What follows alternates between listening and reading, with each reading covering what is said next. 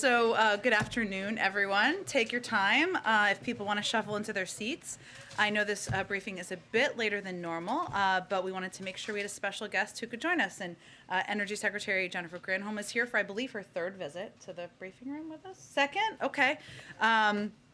Today she's here to speak about the president's actions to make 50 million barrels of oil available from the Strategic Petroleum Reserve to lower prices for the American people. We'll turn it over to her. She is a bit of a time hard out, so she'll take some questions and then we'll send her on her way and we'll continue to do a briefing after that. I will turn it over. So much. Hello, everybody. Happy Thanksgiving to you all.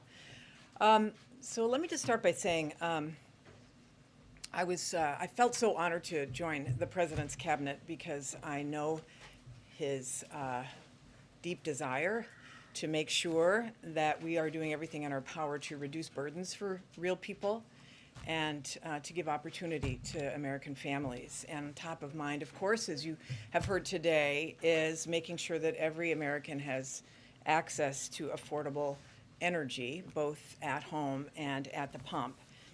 And while our Energy Information Agency, that's underneath the DOE, it predicts that we are going to turn the corner in 2022, the fact is right now that energy prices at the pump and at home are too high. This administration realizes that people are seeing this every single day as they go to work, as they fill their cars with gas, and we also recognize who's hurt the most from this. Low-income families already spend up to 30% of their monthly income on fuel, on energy. And so any price increase for them in particular causes an undue strain, but it causes a strain on everyone, obviously. So to be really clear, obviously, the president does not control the price of gasoline. No president does. But what we're seeing right now is this global mismatch between supply and demand. Oil production is lagging behind as the rest of the economy roars back to life after the shutdown. So we in this administration are leaving no stone unturned as we examine the market to figure out what's behind the high prices. And you know, that's one of the reasons why the president sent a letter to the FTC last week to ask them to investigate why there is such a huge price difference between the price of unfinished gasoline and then the average price at the pump. And he explained that a little bit in his remarks earlier, but if historical averages were true, today people would be paying about 30 cents less per gallon at the pump based upon the differential between unfinished gas and gasoline at the pump.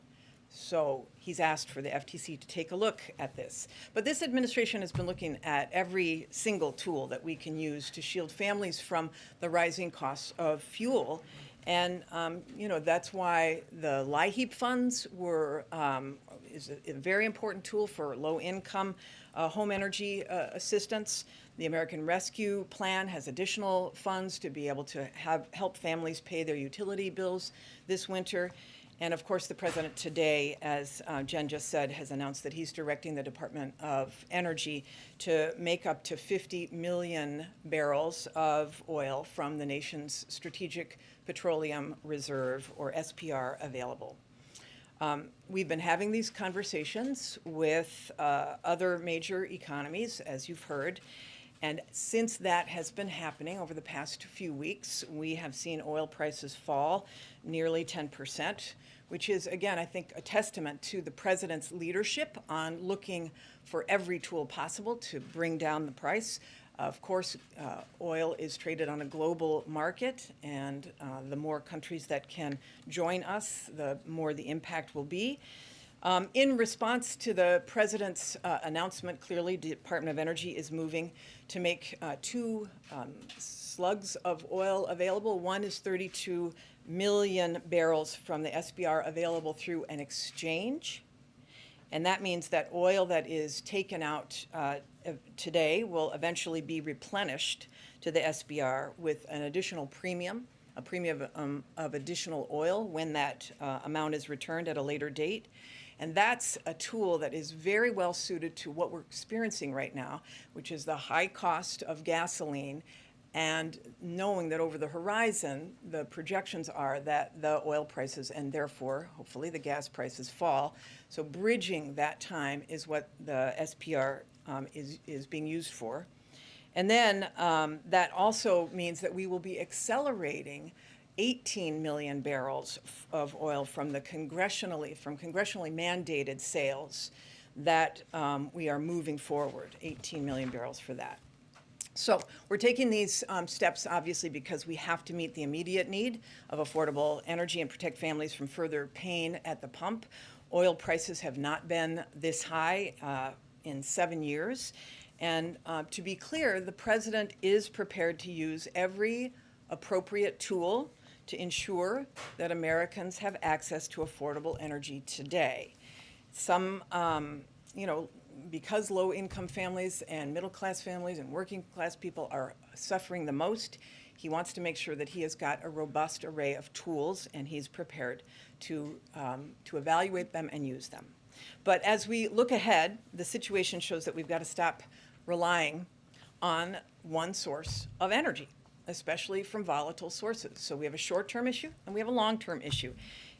Relying upon volatile sources or relying upon fuel from countries that may not have our best interests at heart hurts the American people in the long and in the short run. So it's why we're working faster than ever to diversify our energy, to add more clean energy. It's why the president's vision of building out clean energy sources like solar and wind and hydropower and geothermal and advanced nuclear, that is the answer. That is the best strategy long-term to protect American consumers from these energy price shocks. The bipartisan infrastructure law that was just signed is going to expand our infrastructure related to clean energy, the electric grid, so we can integrate more clean sources. It's also going to, that bipartisan infrastructure law, as you know, is going to help build a nationwide electric vehicle charging network.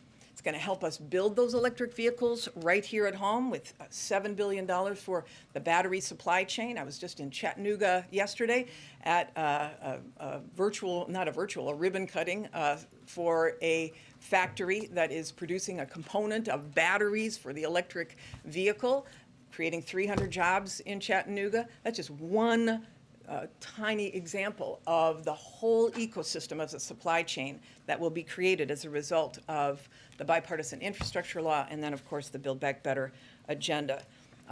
Just one other thing, the bipartisan infrastructure law also invests $21 billion in demonstration projects for technologies like clean hydrogen and advanced nuclear that will put people to work in every pocket of the country. And then, of course, what's really going to help us escape these energy price shocks in the long haul is the second part of the president's agenda, which is the Build Back Better agenda. And because the clean energy tax credits in that agenda will help Americans save an estimated $9 billion per year in energy costs. It'll make electric vehicles and other clean technologies accessible to every American. And historic investments in manufacturing and supply chains as well will put Americans to work making the technologies, not just batteries, but wind and solar and the vehicles, the whole array of clean energy solutions. So economists say that these bills together will ease inflationary pressures and grow the economy and create 1.5 million jobs every single year. So we're laser focused on ensuring all of these benefits are realized as we aim to achieve the biggest thing that America has ever done to address the climate crisis. Our administration is deeply committed to tackling this existential threat by transitioning to clean energy while at the same time making sure that every American has access to affordable energy. So thank you so much. Happy to take your questions. Okay, let me just say, I think it would be helpful if you guys go sit in some of the seats that are open, if you don't mind, since there's some open seats, it would be great. Okay, Josh, why don't you kick us off? Secretary Granholm, thanks so much for doing this. EIA says domestically we're producing about 11 million barrels of oil a day on average. That's down from 12 million in 2019 pre-pandemic. Why hasn't domestic production returned in a way that would lower prices? Yeah, this is a great question, a really great question. We have 250 fewer oil rigs that are functioning today than we did before the pandemic. And yet, the oil and gas industry has leases on 23 million acres of public lands on and offshore. Over 9,500 permits have been issued that are not being used. At the same time, the energy industry is making enormous profits. They're back up to above where they were before the pandemic started. So they have taken advantage of that moment, the profits, to be able to engage in shareholder buybacks, for example. But we want to encourage them to increase supply. We want supply to be increased both inside the United States and around the world so that we can reduce the pressures at the pump. So just to check, you're saying that U.S. companies have not necessarily returned to production? Have not returned to production. They have not. In fact, there are 150,000 fewer workers in oil and gas today. It was over 200,000 people who were working in the industry before the pandemic. They have not rehired people. They have not turned on the rigs. They have not taken advantage of the permits that they have on the land that they have. April. Yes, Madam Secretary, as you talk about supply and demand, and as that was part of the issue for this spike in gasoline prices and energy prices, COVID is here. COVID is part of the blame, and you just kind of talked about that pre-pandemic versus what's happening in pandemic. COVID is expected to stay. How do you marry the distance between what's happening now with U.S. production, COVID, and trying to keep prices down as prices are going up? Yeah, April, it's a great question. This is why what today's action was so important. We recognize, obviously, that there will continue to be spikes. However, this administration has been very aggressive, obviously, about getting people vaccinated, and that's the ultimate answer. But as we know, and as the Energy Information Agency has projected, the price of gasoline will come down, what they project to be below $3 a gallon in 2022, early 2022, and continue to ratchet down bit by bit. What we want to do with today's action is to bridge the gap between the high prices today, try to reduce it as much as we can within our power by increasing the supply that we have access to, as we move through and the market then corrects itself and hopefully increases supply from the private sector. And a follow-up. You said your effort is primarily targeting working and low-income families. What do you say to those families who are feeling the pinch right now at the pump?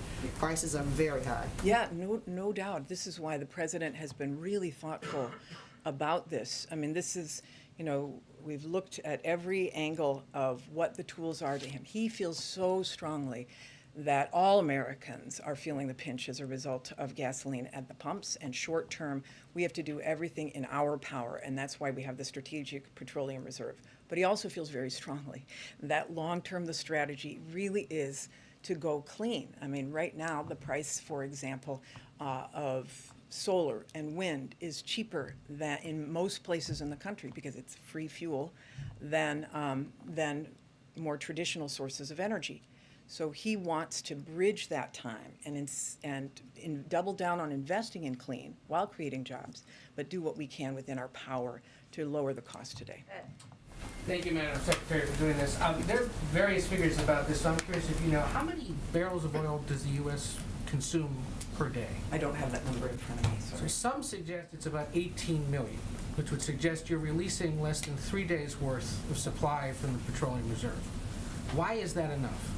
Well, what we are doing, plus what other countries may be doing, which will be less than what we're doing because we have the largest amount of petroleum reserves, we believe will be this bridge. I mean, the Energy Information Agency has said, for example, that in December, this is what they have projected. Now, again, it's probably more of an art than a science. Projecting is subject to a lot of different volatility, but that in December, the price will be $3.19 a gallon, and then in January, continue to go down. So this is really a question about a short-term strategy that allows us to make this bridge. So it's not, we're going to not supply all of the oil for 3 days, obviously. We will be releasing it over a period of time, and we will have a certain amount that each particular cavern is releasing.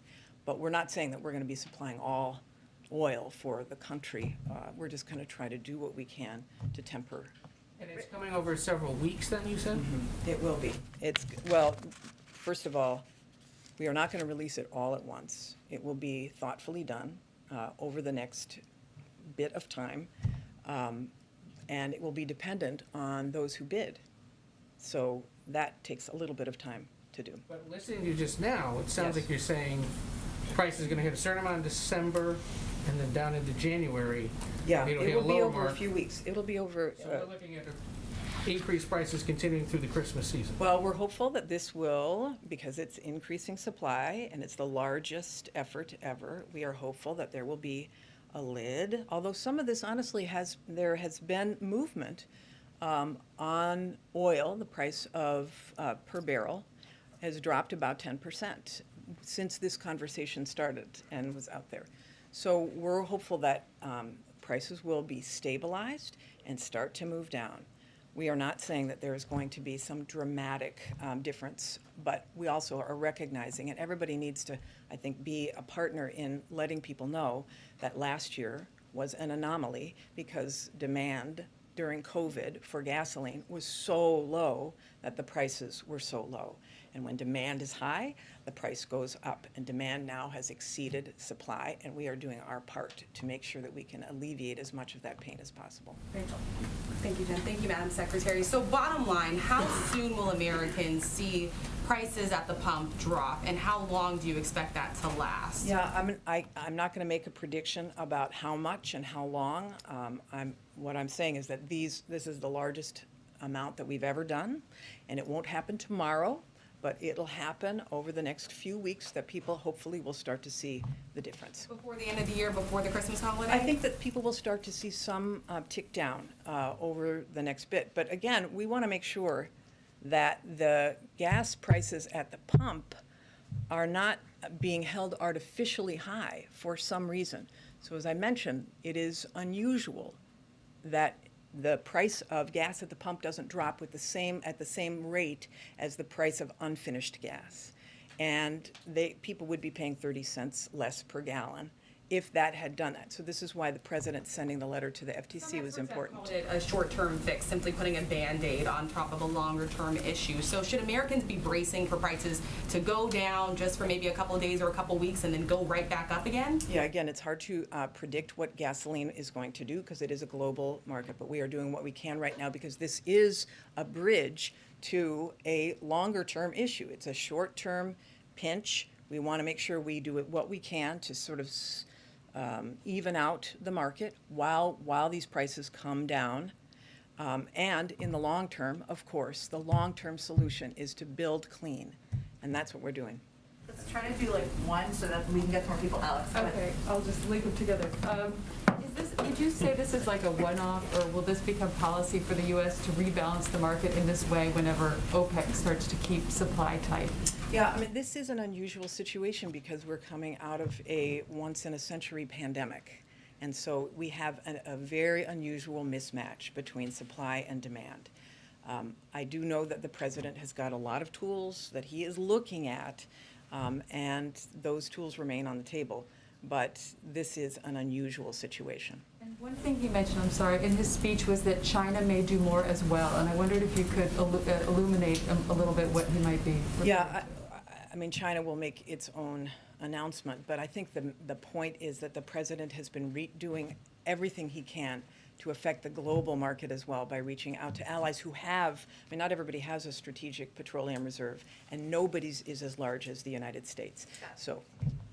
You addressed this in your comments, but I wanted to directly ask about are you concerned at all that the short-term message here for the short-term problem of please drill more oil undermines the administration with its long-term goal, which everyone talks about as a key goal of completely transitioning the country toward clean energy? I mean, it's two very different messages. It is, well, I mean, the message is that we are in a transition.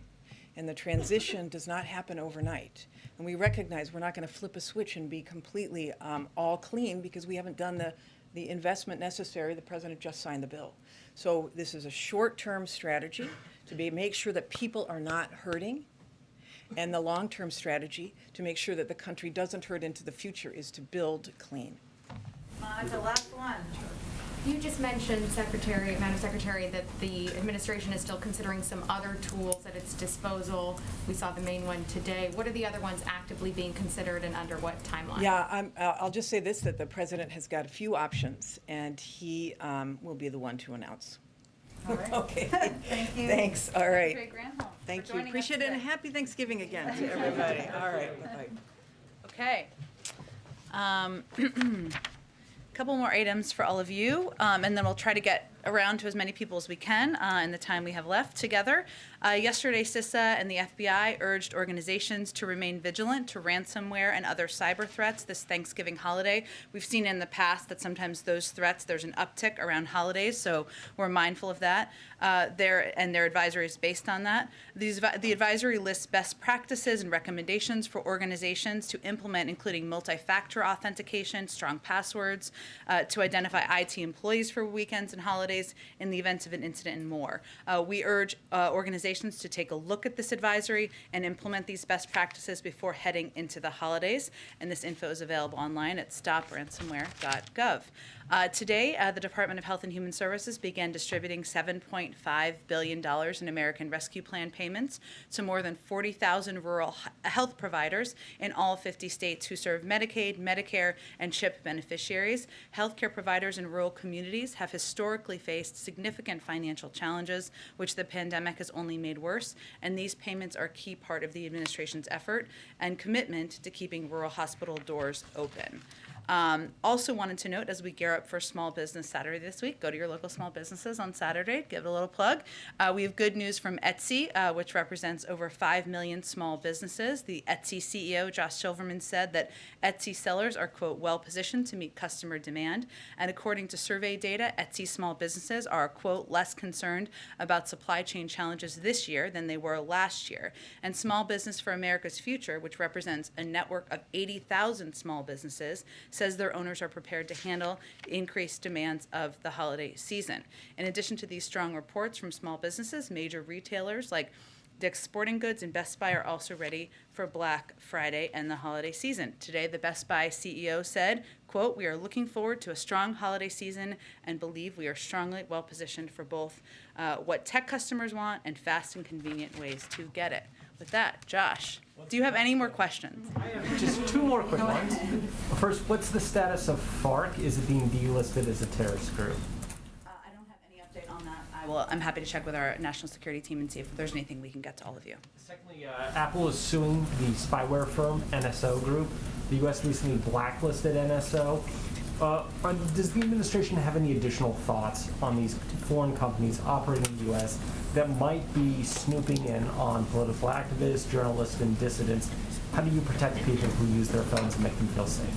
Well, I will also talk to our national security team about this. I suspect we're not going to weigh in too much, given it sounds like it's a case of litigation. But I will say, broadly speaking, obviously we're trying to do everything we can to help prepare and provide guidance to private sector companies and entities out there, many of whom are providers to customers and provide services to customers as we head into holiday seasons, where we see upticks in cyber threats or ransomware attacks, to ensure that customers can feel confident and the American people can feel confident. And our view is that is a role the private sector and the public sector can and should play together. That's something we're uniquely doing in this administration that hasn't been done in the past. But I will check and see if there's more to offer on that as well. Alex.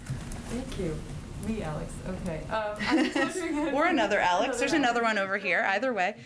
I wanted to know if the U.S. has been in contact with Saudi Arabia or Russia about this move and what has happened as part of those discussions.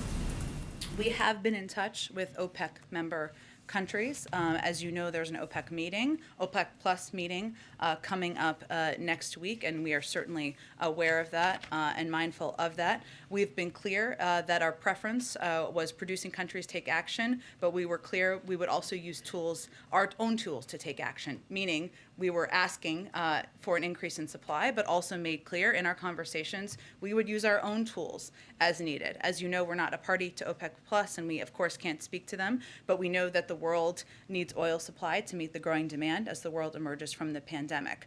OPEC Plus has said they will release an additional 400,000 barrels, and our hope and expectation is that they will continue and abide by that commitment when they meet next week.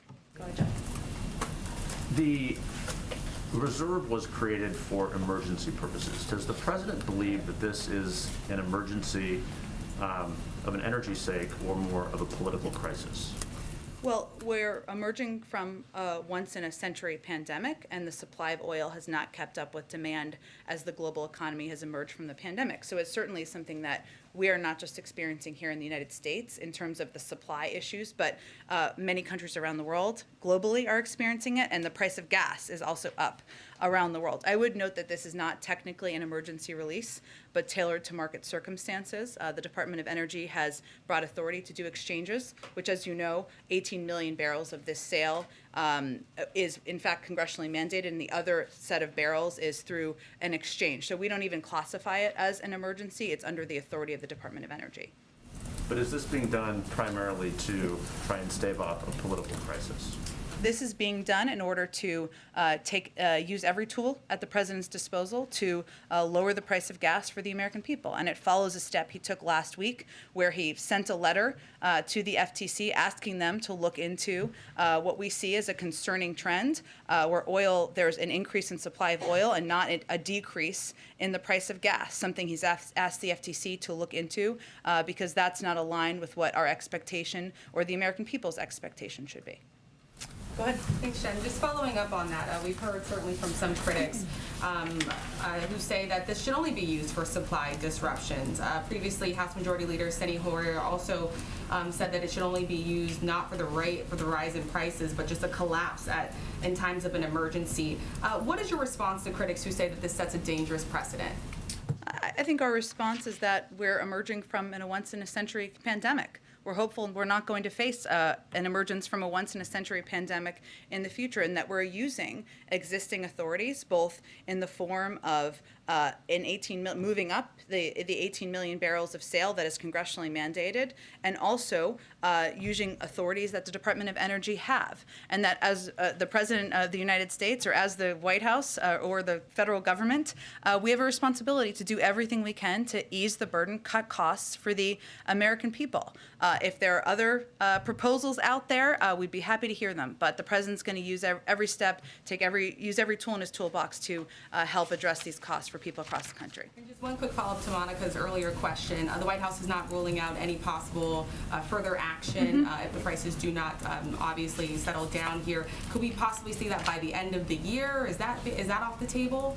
Well, we're continuing to evaluate. Obviously, we have a whole month left in the year, so I don't want to give you a timeline from here, but we'll continue to monitor prices. We'll continue to monitor supply, and this is obviously a top priority for the President. Go ahead. Well, and following up on all these as well, to be more explicit, do you rule out releasing more from the reserves if prices don't go down?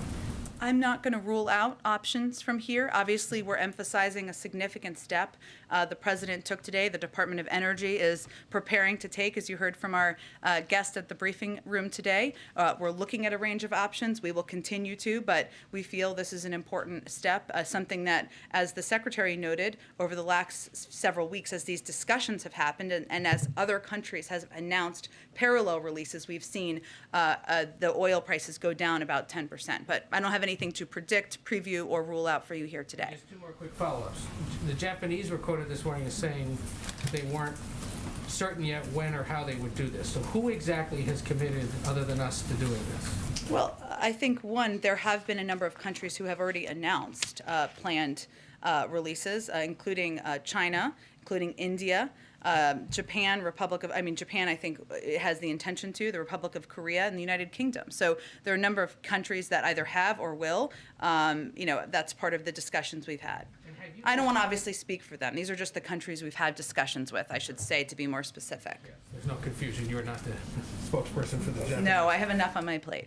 And then, just real quick, you keep mentioning, and others have mentioned this letter from the FTC, or to the FTC. Yeah. Have you heard back from the FTC?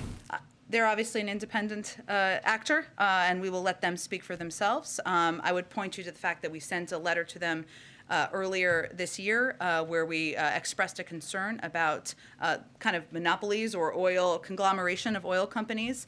That's something they responded and took action, but I would point you to them for any intention of their response. Go ahead. Thanks, Jen. A couple days ago, President Biden was in Michigan, and he was thanking Congresswoman Rashida Tlaib for the passport into her district. Now she is supporting legislation that would release all federal prisoners within 10 years. Would the president ever support that?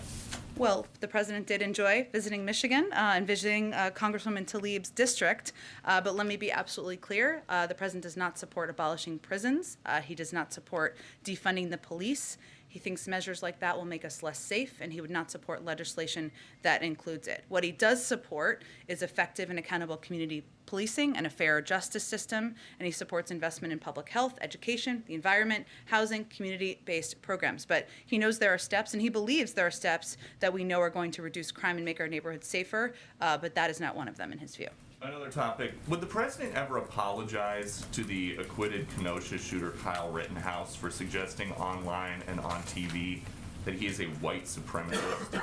Well, let's be clear what we're talking about here. This is about a campaign video released last year that used President Trump's own words during a debate as he refused to condemn white supremacists and militia groups. And President Trump, as we know from history, and as many of you covered, didn't just refuse to condemn militia groups on the debate stage, he actively encouraged them throughout his presidency. So, what we've seen are the tragic consequences of that. When people think it's okay to take the law into their own hands, instead of allowing law enforcement to do its job. And the president believes in condemning hatred, division, and violence. That's exactly what was done in that video. But if you're saying that it was just a campaign video, it wasn't. The president also gave an interview where he said this Rittenhouse was part of a militia coming out of Illinois. Have you ever heard this president referring to Trump say one negative thing about white supremacists? These are all things, none of this was proven in the trial. And Kyle Rittenhouse is saying that the president had actual malice in defaming his character. Is that what happened here? The president spoke to the verdict last week.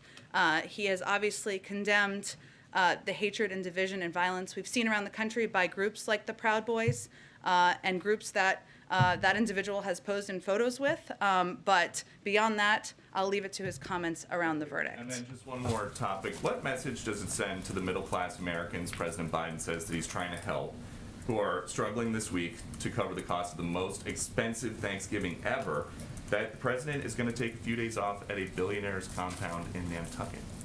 Well, first I would say, I don't know if you've cooked a turkey before, but a 20-pound turkey is a pretty big turkey. I think we can all agree. They're about $1 more. So not to minimize that, any increase in prices is something the president is concerned about, as is evidenced by his announcement today and as his efforts to push forward on additional relief for the American people. But I just want to be clear that there are abundance of turkeys available. They're about $1 more for a 20-pound bird, which is a huge bird if you're feeding a very big family. And that's something that, again, we've been working to make sure people have more money in their pockets to address it as the economy is turning back on. But the president said today that he was sent here to look out for these working and middle-class families who are strained right now. So what should they read into him leaving now at this time of great personal financial hardship for so many to go to Nantucket for the week? Well, first I would say, Peter, that I hope you're spending time with your family. I'm spending time with my family, and I hope everybody in here is spending time with their families. This is a time to put politics aside, spend time with your loved ones, and talk about what you're grateful for. I will also tell you from spending some time working for this president and a past president that you are president no matter where you are. He will conduct his work from wherever he is, on any vacation, on any time he is in Delaware, at Camp David, or wherever he may be spending time with his loved ones. He has secure phone capabilities. He has staff traveling with him, and I think the American people can be assured that he will continue to press to lower their costs and ensure they have more breathing room. Go ahead, Monica. Jen, I'm curious because of the president's comments about the deadly events in Charlottesville being an inspiration for his decision to run for president. Has he been following the Unite the Right trial, and is there any White House reaction to the partial verdict today? I'm not going to comment on it until there's a final verdict, nor will the president. I will say, obviously, it's been covered extensively on television, so I'm sure, like many people, he has seen some components of it as he's gone about his duties from the Oval Office. But I would just reiterate, broadly speaking, that the president has spoken to his concerns about the division that we've seen in the country spurred over the last couple of years, the allowance of violence in some cases, the fact that white supremacists have been able to run freely around the country in moments in protests, and that's of concern to the president. That is one of the reasons why he ran, and addressing racial injustice, certainly not something that will be done through any verdict, but is central to his objective as president. COVID, we're seeing numbers again with cases rising. 1,000 people a day are still dying, heading into what many experts fear could be a winter surge. Is the message from the White House a little bit shifting more to the virus is here to stay and going from pandemic to endemic, but heading into the holiday season where so many are traveling again, where it is so different from last year, as the president has noted? What can you tell people who are a little alarmed by these growing numbers? Well, first we would encourage people to look at some other numbers that are very encouraging, which is last year we had 250 million adults in this country who were unvaccinated because the vaccines weren't approved yet and highly at risk of illness, hospitalization, and death from COVID. People were not gathering with their family members last year. This year we've cut that number to 50 million adults who remain unvaccinated, given 82% of adults have received at least one dose. We now have vaccines that are accessible, they're free, they're convenient, they're life-saving. And we now have vaccines for kids as people are thinking about gathering with their children and young ones or grandchildren, et cetera. So things are certainly different than they were 1 year ago. And boosters are readily available. And we've dramatically scaled up testing and millions of rapid tests. So I would encourage people to look at the fact that now that vaccines are readily available, something 82% of the country, adults, have taken the opportunity to get vaccinated. You're 9 times more likely to be hospitalized or die from the virus if you're not vaccinated. We are in a different place than we were a year ago. And certainly we have more work to do, but we're going to continue the fight against the virus. Go ahead, Steve. Back on the Strategic Petroleum Reserve, Sure. The president made note of the fact that this is the largest release ever, larger than after Hurricane Katrina, larger than after the 1991 Iraq War. The Energy Secretary, in response to Rachel's question, was not able to explain what impact this might actually have for drivers. So how did you arrive at 50 million barrels? Where did that number come from? It's the largest release ever. Why? What's the goal?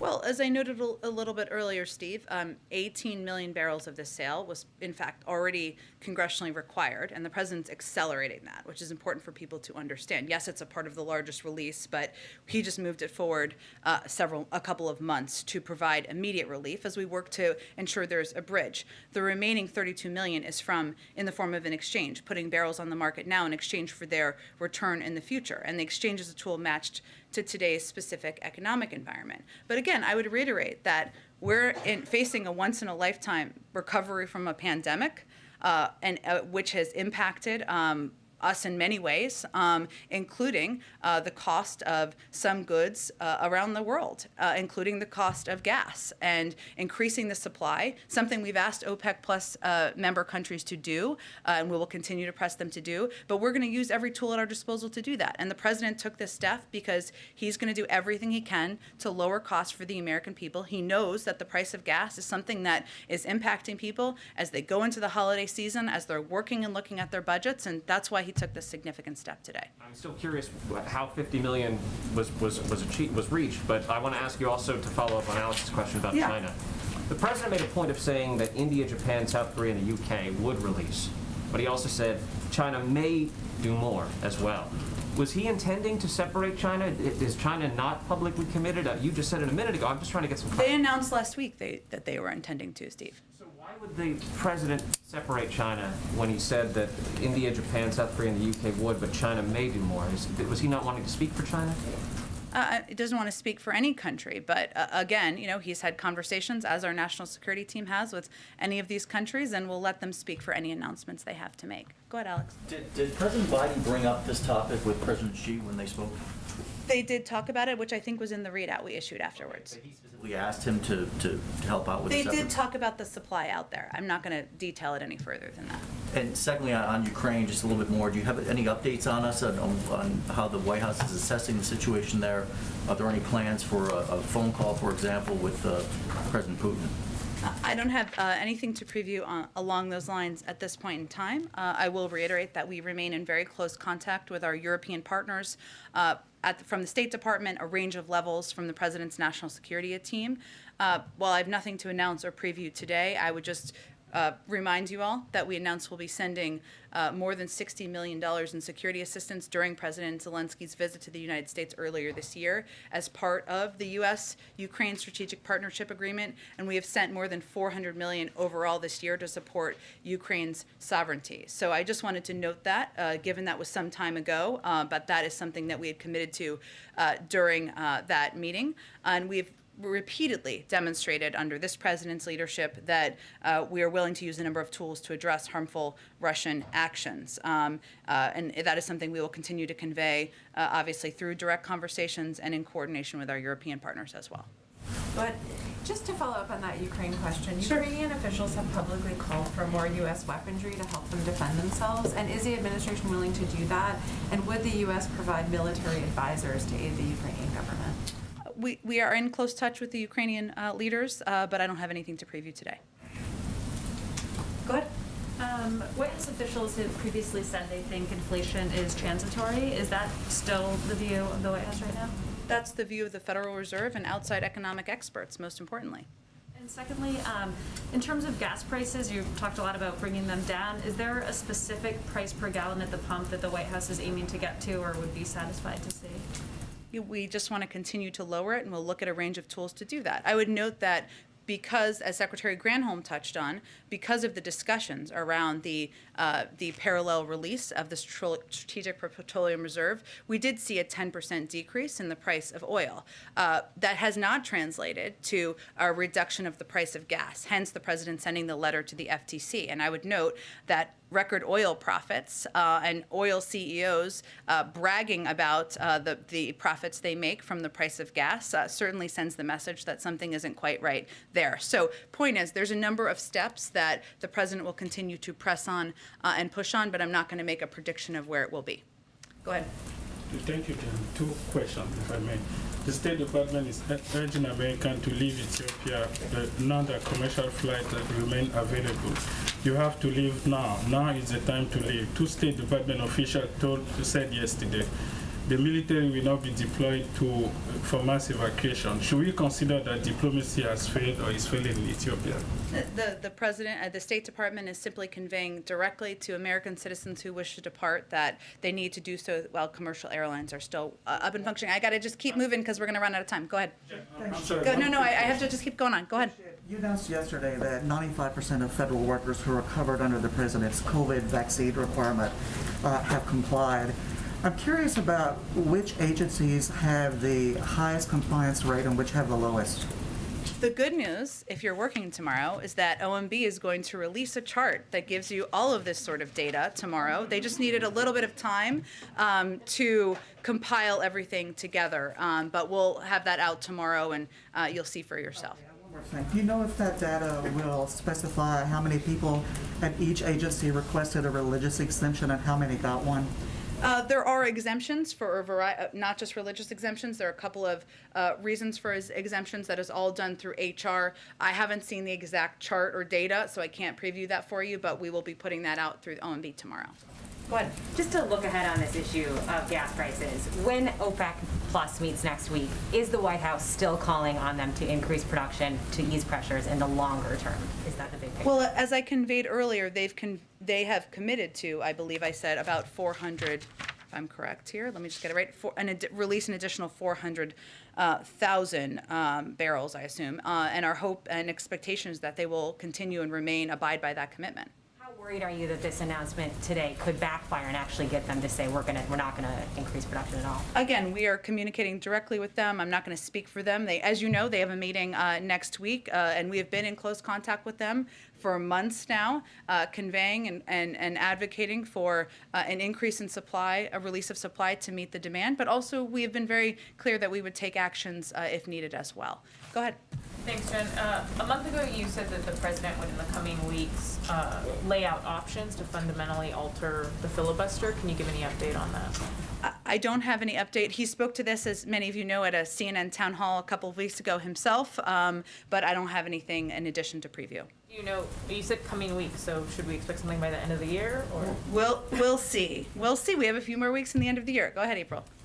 Jen, you spoke previously about the divisions in this nation as it relates to recent trial verdicts. What does this administration have to offer or say as we await the verdict in Georgia in the McMichael Ryan case? I'm not going to speak to any case that is where there has not been a verdict. And I'm sure we will have a comment once there is. But I will say broadly, April, that of course, as we've watched over the not just last year, obviously long before that, last few years, and we have seen violence on the streets. We've seen people lose their lives. The president has spoken himself many times to the case of Ahmaud Arbery. And while we're not going to speak to the particular and ongoing trial, I would point you to a long array of comments he's made about his horror in that case. And as it was asked earlier, one of the reasons he ran for president, as you've all heard him speak about, is to help bring the country together, to help address racial injustice in this country, help do that through whatever role the federal government can play. Doesn't expect that to be all done in the first year, but we're going to continue to press forward. Thanks, Jen. Okay, great. Thank you. Oh, okay, Francesca, go ahead. One more. Thank you very much, Jen. President Biden, you, other members of the administration have repeatedly told Americans that wages are up, unemployment is down, the shelves are being stocked, and that the administration is working to address rising prices, including in a speech that the president gave today. So why does the White House think that its messaging isn't convincing many Americans that the economy is getting better? Well, I've spoken about this a little bit in the past, but I would say that, one, we're still in the middle of fighting a global pandemic, and people are sick and tired of that. We are too. And it impacts how people are living their lives, their fear about sending their kids out the door, about going to work. It's impacting. The economy is just turning back on again, and we're seeing the impacts of that, whether it relates to the ability, unsticking the bottlenecks in the supply chain, or it relates to the rise in gas prices. The important thing for the American people to know and understand is that the president has a plan to address these issues, whether it's the action he took today to take one of the steps, in his view, we can take to lower the price of gas, or the steps he's taken, anti-competition, the steps he's taken to address meat conglomerates who are making record profits and rising the price of meat out there, or whether it's the Build Back Better agenda that will help lower costs for working people. And what I think you're going to see us do more and more is draw the contrast. We have a plan to address these issues, lower prices for the American people, and we're not seeing a lot of ideas on the other side.